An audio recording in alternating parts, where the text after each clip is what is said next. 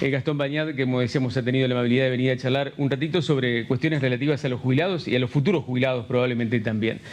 Uno de los ejes de la gestión del gobernador Frigerio y de su gestión al frente de la Caja de Jubilaciones ha sido reducir el déficit, ¿no? Que siempre ha sido un tema constante, permanente, ya desde hace muchos años, el déficit de la Caja. ¿Cómo se logra reducir el déficit o cómo lo han hecho ustedes y a cuánta gente ha afectado? Había un primer año muy difícil, donde el proyectado de lo que uno recibió actualice como lo quiera actualizar, por inflación, por paritaria, sin sumarle toda la contingencia que implicaba una nueva gestión, con una transición muy importante. Después de muchos años de gestión se le agregaba una carga adicional, un peso adicional al sistema, daba un escenario catastrófico.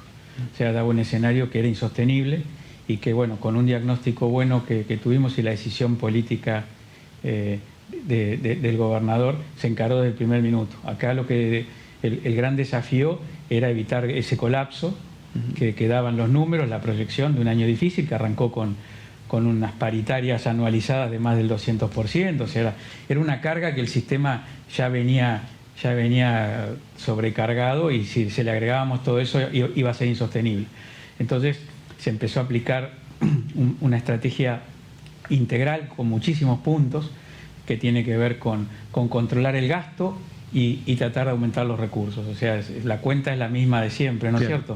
O sea, lo que uno paga, que se pague bien. Ahí se auditó, se cortó con muchísimos atajos y muchísimos vicios que traía operativamente el sistema, que tenía que ver con incompatibilidades, con deudas, y por otro lado se trabajó mucho en la captación de recursos para nivelar. Ok, pero ¿cómo se hace eso? Por ejemplo, ¿qué se reduce? Cuando dice incompatibilidades, había gente que cobraba dos beneficios. Exactamente, por la ley, aplicar la ley. O sea, la ley, cuando vos te jubilás, te notifican y te dicen qué podés hacer y qué no podés hacer a partir de que estás jubilado.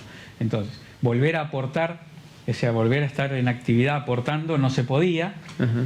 Bueno, ahí hicimos convenios para cruzar datos con todos los organismos con los que se puede cruzar, y empezamos a cruzar los datos, y de ahí te salta una base en la cual vos tenés jubilados que estaban volviendo a aportar. Eso, por la cantidad de meses o años que lo venían haciendo, te da un número. Por un lado, dejás de suspender ese beneficio porque no lo podés seguir pagando porque está en incompatibilidad, y le practicás la deuda. O sea, cuántos meses o años de doble sueldo tuvo, eso genera un monto en perjuicio de la caja, de un beneficio que no se tendría que haber estado pagando. ¿Pero mucha gente hacía eso? Hubo muchos casos, cientos. Cientos de casos. Sí. Y venía de mucho tiempo eso. Y venían de mucho tiempo. Entonces, eso por un lado, se controló de ahí para atrás todo lo que había para normalizar, y obviamente ahora se audita todos los meses, y eso no vuelve a pasar.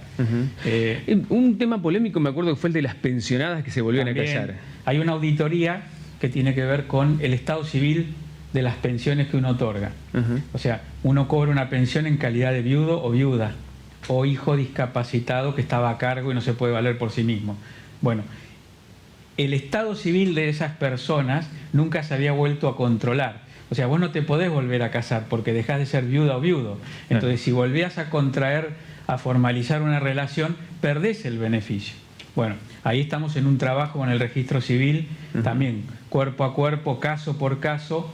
Polémico. No sé. Sí, porque... Pero bueno, a ver, uno tiene que cumplir la ley y uno tiene que pensar en el beneficio, en el sistema y a largo plazo, ¿no es cierto? Entonces, lamentablemente hay beneficios que pierden la validez porque dejan de cumplir con los requisitos, y ese es el control del gasto. O sea, el gasto, las jubilaciones hay que pagarlas, pero hay que pagarlas que hay que pagar. Las que no hay que pagar, no hay que pagarlas. ¿Cuántos beneficios paga la caja? 65.500 beneficios. Un número importante. Y muy importante. ¿Y cuánta plata representa eso por mes? Y la mensualidad de mayo fue de 93.000 millones de pesos. Claro. Y cuando usted dice aumentar los ingresos, ¿cómo los aumentan? Bueno, hubo una suba de alícuota, los aportes patronales y personales de 3 puntos, y 3 puntos a las personas que estaban jubiladas, que por la ley tendrían que haber seguido aportando y no aportaban hasta la edad de la jubilación ordinaria. Estamos auditando todos aquellos que aportan a la caja, como son los municipios. Hay 57 municipios que aportan a la caja porque sus empleados municipales se terminan jubilando por la provincia. Bueno, que estén en blanco todos los ítems, que no haya ítems en negro, que sean todos remunerativos, los colegios de educación privada, que hagan sus aportes. Todo eso, la gran gestión que estamos haciendo desde el principio con ANSES para obtener el dinero que nos corresponde por ley, todo eso... ¿Pero ahí han cobrado algo de eso? Sí, se está cobrando, se firmó. Fue la única provincia que firmó convenio por el 2024. Mientras se sustenta la demanda, ¿no? Porque hay una demanda por otro lado. Por supuesto, eso tiene que ver con la deuda anterior para atrás. Nosotros logramos, después de un año de arduo trabajo, poner al día los números. Nunca se había auditado presencialmente. Nosotros ni bien asumimos, pedimos a ANSES que viniera a hacer la auditoría. Bueno, ahí saltó muchas cosas de información y de cosas que había que normalizar, regularizar, completar. Trabajo de muchísimos años que venía desde el 2017, que llevó mucho tiempo. Eso nos permitió ser la única provincia que firmó por el 2024 y ahora estamos próximos a normalizar también el 2025, lo cual implica empezar a traer recursos, que es lo que uno necesita también para pagar los beneficios, porque es un sistema deficitario. O sea, un sistema deficitario no tiene reservas. Todos los aportes se gastan y hay que pedir más para terminar de pagar. ¿Cuánto aporta la provincia del Tesoro mensualmente? Bueno, ese es el número que depende mes a mes cuánto uno recauda y va entre 25 y 30 mil millones todos los meses. Es el déficit mensual. El resto de la sociedad, todo eso va evolucionando con las paritarias y con el aumento de la masa. Nosotros cuando asumimos teníamos una masa de 42 mil millones en jubilaciones. Hoy, producto de la inflación y las paritarias, estamos en 93 mil. O sea que todo eso evoluciona con el aumento de las paritarias. ¿Y cuántos jubilados más o cuántos jubilados menos tienen? Nosotros hemos jubilado en esta gestión, en los 16 meses que llevamos, 5.000 personas. 5.000 altas. No quiere decir que aumentó en 5.000 personas porque también hay bajas en el sistema. La gente que se muere. Exactamente. ¿Y cuántas tienen menos? Bueno, el crecimiento vegetativo es aproximadamente el 50%. 2.500. O sea, vos jubilás 5.000 personas, pero es un gasto administrativo, son altas que pagás y bajas que das 2.500, o sea que en el balance aumenta el 50% de la masa. Aunque alguna de esas jubilaciones se transforman en pensión. Por supuesto, cuando muere la persona. Por eso el crecimiento vegetativo tiene que ver con cada beneficio. Ahora, la realidad es que tenemos 120.000 aportantes en toda la provincia en activos. O sea que ese es el universo que nosotros tenemos que manejar. O sea, va a haber 120.000 personas que en algún momento se van a jubilar por la provincia. Entonces, necesitamos pensar en el mediano y en el largo plazo. No alcanza con estas primeras abordajes que hicimos, que era sacar de esa zona de insostenible, bajarle la temperatura al sistema, pero ahora necesitamos también desde el Estado empezar a pensar que el sistema tiene que ser sostenible a largo plazo, ¿no? Es un tema que se viene hablando hace mucho tiempo, ¿no? Sí. Mantener el 82% móvil, todas las condiciones actuales. Ahora, eso es difícil, ¿no? Es complicado. ¿Cómo lo ven ustedes? Es muy difícil porque el tiempo te juega en contra. Estamos hablando que hay 120.000 personas que en algún momento se van a jubilar, que los jubilados, gracias a Dios, cada vez viven más tiempo.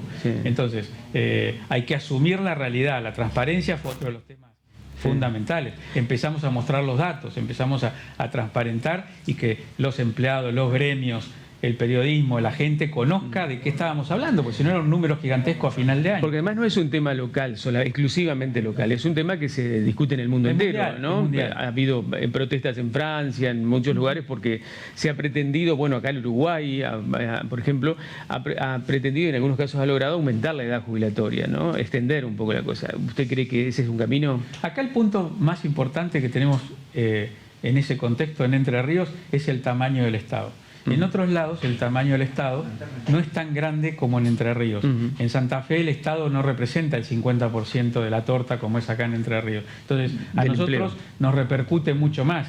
Y cuando el sector privado la pasa mal, tenemos menos musculatura privada para aportar y sostener el sistema público. ¿Qué sería este momento? Entonces, digamos, nosotros tenemos que tener una toma de conciencia específica y muy concreta por el tamaño que tiene el Estado y el desafío. Entonces, pero más allá de eso también está en discusión el tema de lo que usted dice, la proyección de la vida de las personas, la expectativa de vida y cuánto tiempo, a veces una persona puede estar más tiempo como jubilado que como activo. Exactamente.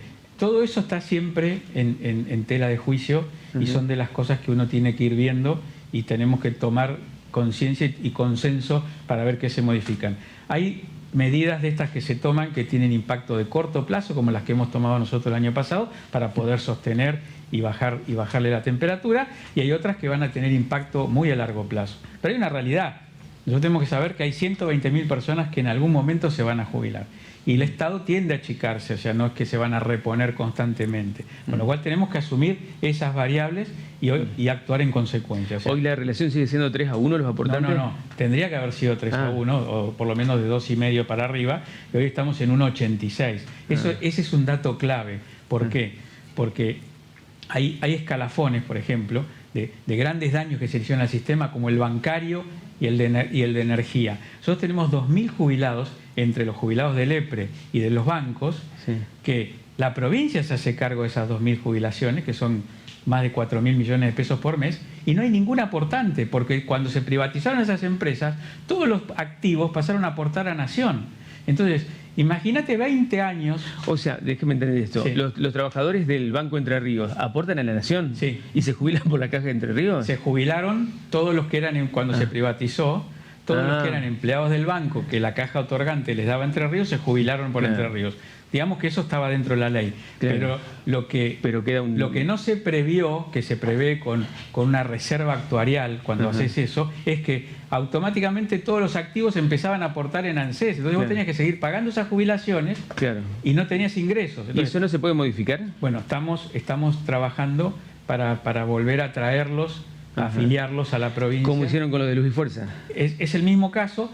Eso está en vías de, digamos, estamos gestionando la parte formal dentro de la provincia con una ley y en Nación para que nos permitan que esos aportes vengan a la provincia, porque, como te digo, son 4.000 millones por mes en jubilaciones durante 20 años sin aportes. Sí.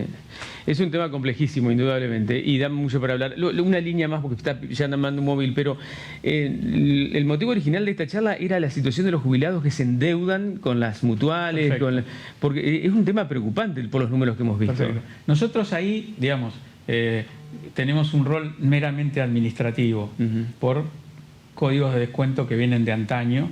Yo me opongo a los códigos de descuento, o sea, mi gestión no da códigos de descuento.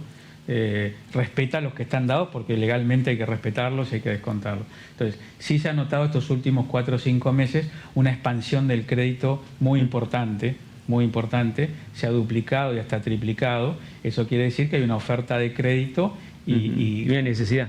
Y puntualmente, cuando llega el momento de la liquidación, uno le tiene que retener, descontar ese código, esa cuota, digamos, al jubilado y depositársela a la entidad que le dio el préstamo. Pero hay un límite, ¿no? Hay un límite. Nosotros hemos subido el mínimo inembargable que el año pasado, porque también era una situación con la inflación muy compleja, que se actualizaban mucho los intereses, y lo hemos subido considerablemente para que haya un mínimo intangible. ¿Cuánto es? 357.000 pesos. Que no se pueden tocar. Es una cifra, no un porcentaje. Y después que los créditos, todos se pueden cobrar de un porcentaje que es el 40% del sueldo. Hasta el 40%. Hasta el 40%. Lo que hay que trabajar ahora es para que todas las entidades crediticias y financieras tengan una misma base de datos y trabajen sobre ese 40% disponible. Claro. Le agradezco mucho la presencia, me quedaron un montón de temas siempre para hablar, así que vamos a volver a invitarlo para que cuando tenga un tiempito y vienen y charlamos, porque es muy, muy interesante. Nosotros hemos hablado